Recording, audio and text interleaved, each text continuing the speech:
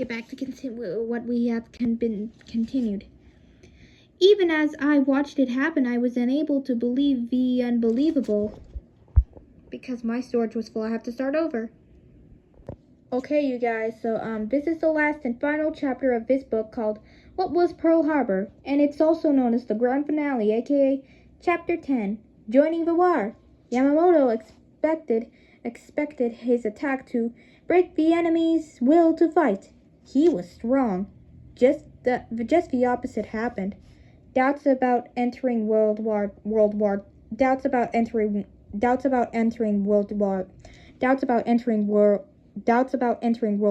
II disappeared instantly. The United States had been attacked. Now the war had come home to Americans.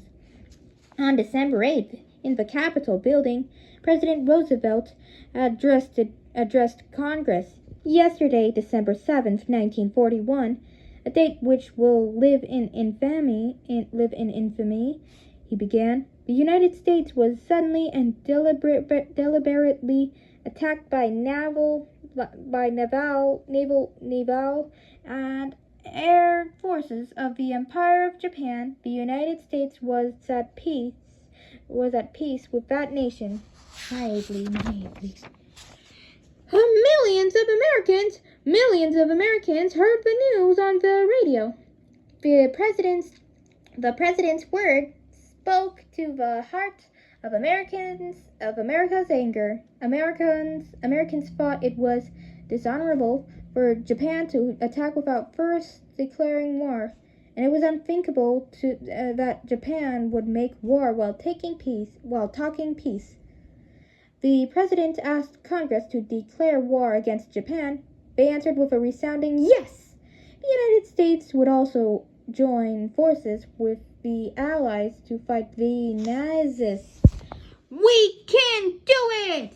We can do it! And look, there's my favorite, Rosie the Riveter. Tens of thousands of men enlisted in the service. Women stepped up to fill their jobs at home. American factories worked for the war effort.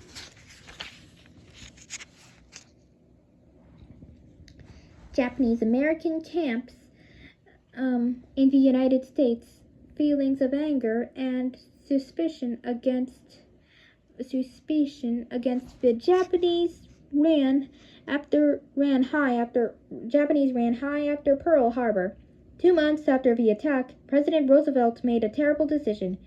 He ordered all Japanese Americans living on the West Coast to be put in prison camps. More than 110,000 innocent people were forced to live behind barbed wire for the rest of the war.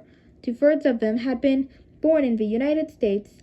No one in the camps was ever found guilty of wrongdoing. They were loyal U.S. citizens. In 1988, the government finally apologized to all Japanese Americans for this tragedy. Yeah.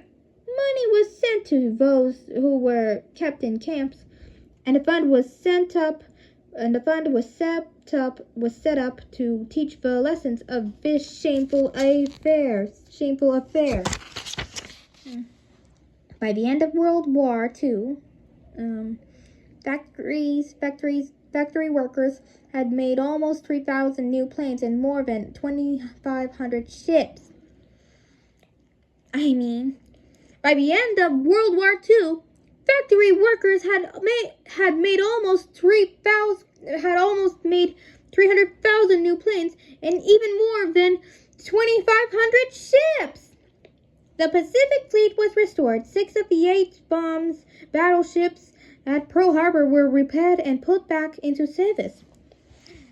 After the Pearl Harbor attack, Japan seized more lands in Southeast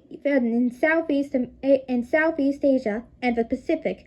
But in June 1942, America won an important battle against Japan at the island of Midway. 4 of Japan's 6 aircraft carriers were destroyed. After that, the tide started to turn against Japan. Tight and right, they rhyme. In Europe, the fighting finally ended in May 1945. Germany surrendered, but the Japanese had not. America wanted the war to be over. So, on August 6th, 1945, August, that's my birth month.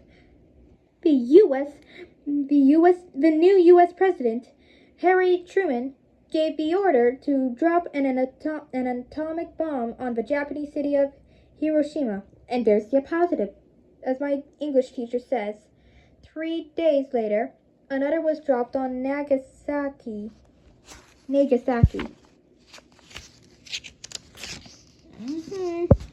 These bombs were like no weapons the world had ever seen. Think of how much bigger a basketball is than a pea, and you will have some idea of how much more powerful an atom bomb is next to a regular bomb. In an instant, whole neighborhoods disappeared.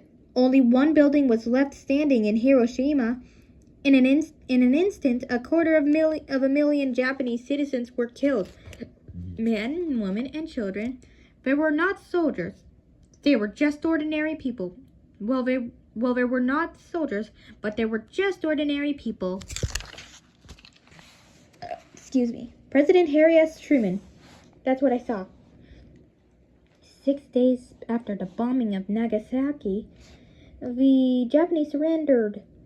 World War II came to a bitter end. Was Truman's decision to drop atomic bombs on Japan the right thing to do? Was Truman's decision to drop atomic bombs on Japan the right thing to do? Well, you'll find out as well. You'll see. That question has been debated since 1945. Yes, it ended the war. But what about wars in the future? Now enemies had the power to wipe each other off the face of the earth. Since 1945, peace efforts around the world have worked to make sure atomic bombs are never used again. All told, from the onset of World War II in 1939 to its end, 50 to 70 million people died. More than 400,000 were American. For the United States, World War II started on that sunny Sunday at Pearl Harbor. The Broken Hull of the Arizona is now the site of a war memorial. Each year, 1.5 million visitors board boats to view the sunken remains of the ship in the clear blue harbor water. They come to honor the 1,177 men whose bodies are still inside the Arizona. Oh, many of the visitors to the memorial are Japanese. Today, Japan and America are close friends and strong allies. Both sides suffered terribly in the war. The memory of that war now binds both countries together in peace. And that's it. If you're watching this, like and subscribe. And it's getting late because I gotta go to bed early and I have to do my homework of my reading log, so it's due next week on Friday, November 21st, 2025. And this is me, AP, stopping this video, and good night. And I'll see you guys tomorrow.